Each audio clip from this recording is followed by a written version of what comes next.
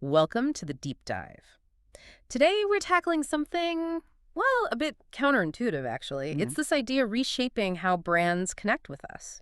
Forget making life easy and frictionless. Right. Some of today's most innovative brands, they're doing the exact opposite, deliberately disrupting your routines. That's absolutely right. We're exploring what's being called interruption branding. Mm, It's a strategy where, breaking those familiar behavioral patterns isn't just some side effect. it's the goal. It's the goal. It's become a really powerful, direct path to profit.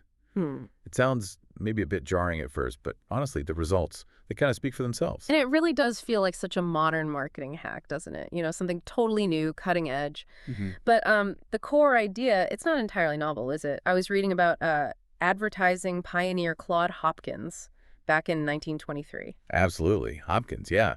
His work, Scientific Advertising, is fascinating. He famously turned Pepsodent into America's top toothpaste. But he did it not by interrupting, but by, well, creating a habit, a really powerful one. How did he do that exactly? He identified that film on teeth that was the cue. Yeah. Then he linked it to a craving, for cleanliness, that tingling feeling, Ah, okay. and engineered this daily brushing routine that delivered a reward. He basically built a new consumer habit from like the ground up, Yeah. one brushstroke at a time. And here's where it gets really interesting today because these innovative brands, they're flipping Hopkins' script, right? Exactly. They're adapting that mastery from creating habits to strategically breaking them. For generations, habit formation was, fundamental to marketing. The holy grail, almost. Totally. Yeah. But now we're seeing this unprecedented surge in brands designed specifically to interrupt those established loops. So our mission in this deep dive then is to unpack how this actually works. Precisely. We're going to break down the fundamental concept, the habit loop itself. That's the pattern these brands are targeting. And then look at some real examples. Yes, specific, sometimes really surprising examples of companies that have totally mastered this disruption. You'll see how they don't just interrupt randomly, but they strategically forge entirely new connections where the old ones used to be. Okay, so to really get this, we have to start at the foundation. What is actually going on in our brains during a routine?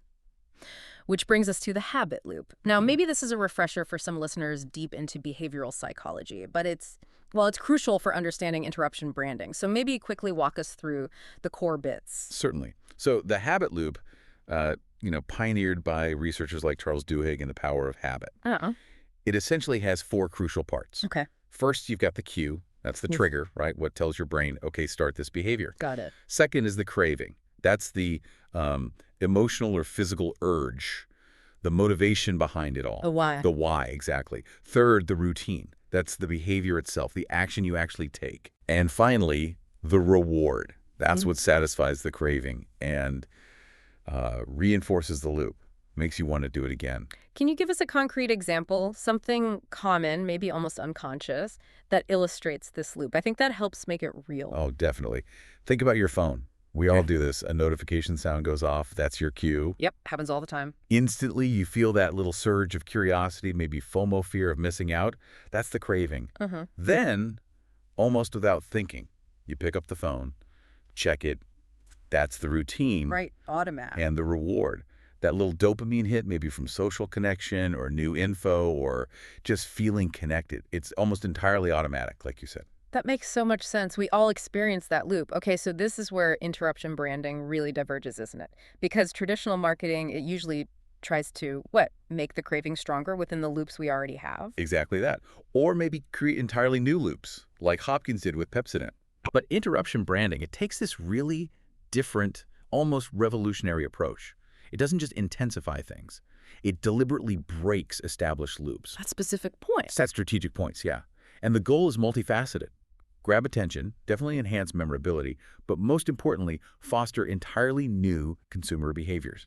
Behaviors that ideally benefit both the customer and the brand. Okay, let's get into these interrupters then. The brand's actually doing this. You mentioned Everlane first, interrupting at the craving stage. Yeah, Everlane. So let's think about the typical way we buy clothes. The cue is simple. You need a new shirt or pants, whatever. Okay. But the craving, often that's tied to wanting status or the style you associate with luxury brands, Right. right? Along with those standard retail markups. Sure, the brand prestige. Exactly.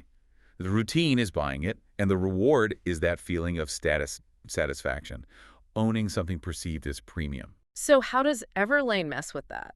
They keep the cue, you still need clothes, but they attack the craving directly. It does make you wonder, what else are we buying based on these old cravings, not real value? That's precisely the nerve they hit.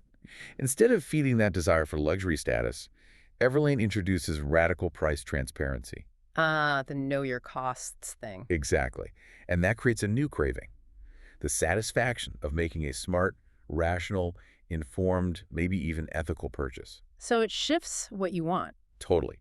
What's amazing is how they explicitly show you, hey, this $100 sweater, it costs us $15 to make. Wow. That immediately short-circuits that automatic craving for just the brand name. It replaces it with a craving for fairness, for transparency. It forces you to consciously think, shifting the routine from just buying based on brand perception to buying based on actual value. And did it work?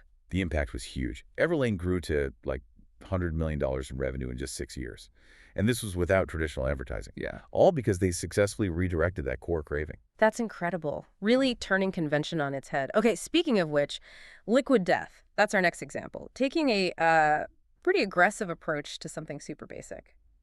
Water. Oh, they absolutely do. So traditional hydration, Q is thirst, simple.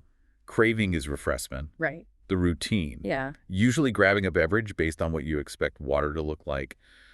Blue or clear plastic bottle, maybe. Standard stuff. Yeah. And the reward is obviously thirst quenched. But Liquid Death comes in this tall boy can, looks like beer or an energy drink. I mean, I admit the first time I saw one, I definitely did a double take. It just looks wrong for water. Is that the whole point? That is entirely the point. They keep the cue, thirst and the craving, refreshment, the same. Mm-hmm. But they dramatically interrupt the routine by packaging water in those tall cans with, like, death metal aesthetics. So it forces you to stop. Exactly. It creates this direct, almost visceral disruption in how you select your drink. Your hand might be reaching for a normal water bottle, but it's forced to stop, reconsider, when faced with something that visually screams beer or energy drink. That little pause. That pause, that moment of cognitive processing is key. It breaks the automatic selection. Mm-hmm. And look at their success. Liquid Death hit a $700 million valuation by 2022. Wow. In the bottled water category, which is normally pretty stagnant, right? Mm-hmm. They did it specifically by interrupting that routine of just grabbing what looks like water. It forces you to think, even for a second, about something you normally wouldn't. That is a huge disruption for plain old water. Yeah. Okay, now Dollar Shave Club. This one felt like a big one when it happened. You said they hit 2 stages, routine and reward. Yeah, double whammy. The traditional razor buying loop is, well, it's very ingrained, Q. Your current razor isn't cutting it anymore, performance declines. We've all been there. Craving, you want a better, smoother shave. Yeah. Routine, that annoying trip to the store, navigating the, fortress of locked-up razor cartridges, Ugh, yes. and buying those increasingly expensive replacements. And the reward, it's temporary satisfaction, right? Right. Until the blade dulls again, and you're back in the loop. And Dollar Shave Club just sliced right through that. First, the routine, the subscription model. That completely eliminates the store visit. Automatic delivery. You don't even have to think about buying razors. Exactly. That routine interruption is huge. But maybe even more importantly, they disrupted the reward. How so? Well, think about that brief, fading new razor feeling you get with traditional cartridges. Yeah, it doesn't last long. DSC replaced that with something different. Consistent, reliable performance. It doesn't really peak or decline in the same way. And remember their viral launch video? Oh, yeah. Our blades are furneering. Yeah. It directly attacked Gillette's whole engineered habit loop.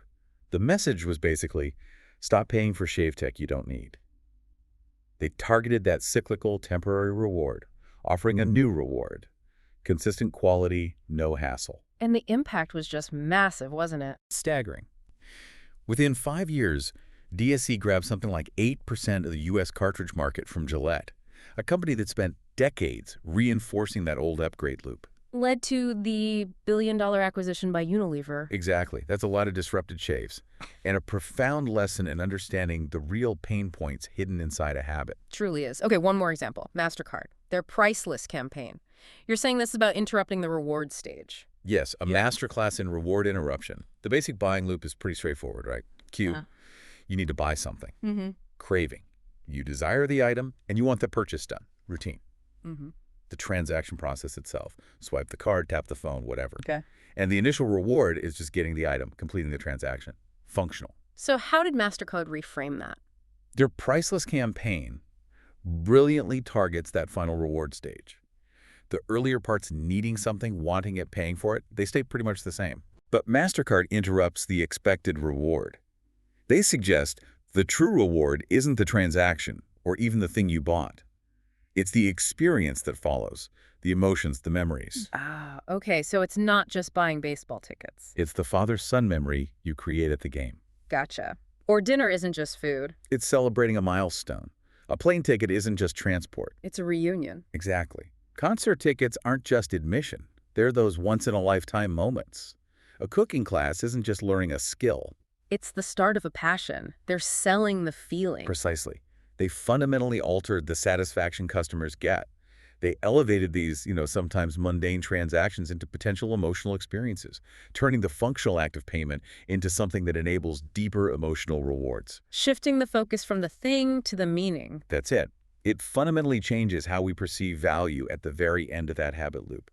It's a really profound insight into, well, how our brains decide what's actually valuable. This is all really fascinating, but stepping back a bit, why does this work so well? Is there some psychology behind why this kind of specific disruption resonates? Oh, absolutely. If you link it back to cognitive science, each interruption point kind of hits us differently. Interrupting the cue, that forces heightened attention. It breaks the automatic pilot right at the start. Like a jolt. Yeah, it makes you consciously aware. Redirecting the craving, like Everlane. That doesn't kill the desire, but it channels it towards new things, new values. It creates really powerful motivational shifts, gives your brain a new target for that existing drive. And hitting the routine, like Liquid Death or Dollar Shave Club, what's the effect there? That creates immediate cognitive dissonance. Your brain expects one thing, gets another. It demands resolution. It forces conscious thought, not automatic action. You have to engage, even just for a moment. Makes sense. And finally, reframing the reward, like MasterCard. That alters how we perceive value itself.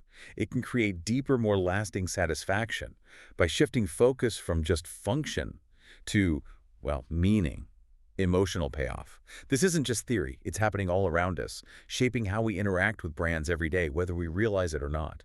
Okay, so for brands listening, maybe thinking about trying this, what are the key steps? How do you actually become a habit hacker?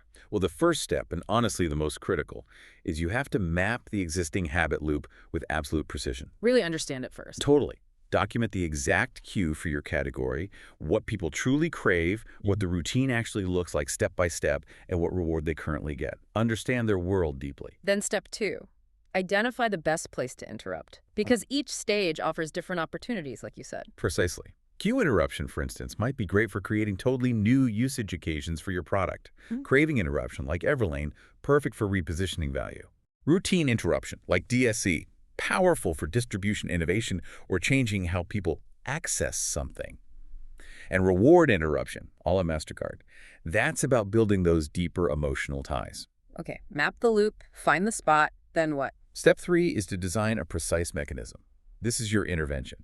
It could be the product itself, the packaging, the messaging, something that effectively breaks the automatic nature of the habit right at that point you chose. Make the interruption tangible. Exactly. And finally, step 4, measure the new loop. You need to track how your interruption actually creates new patterns. And crucially, make sure these new patterns benefit both the consumer and the brand long term. It has to be sustainable. So what's really striking here is that this isn't about just random disruption, is it? Not just being different for the sake of it. Not at all. It's highly surgical. It's an intervention at specific, well-understood points in these established behavioral patterns. So the most successful habit hackers, they know exactly which link in that chain needs breaking. And just as importantly, what new, compelling connection needs to be forged in its place.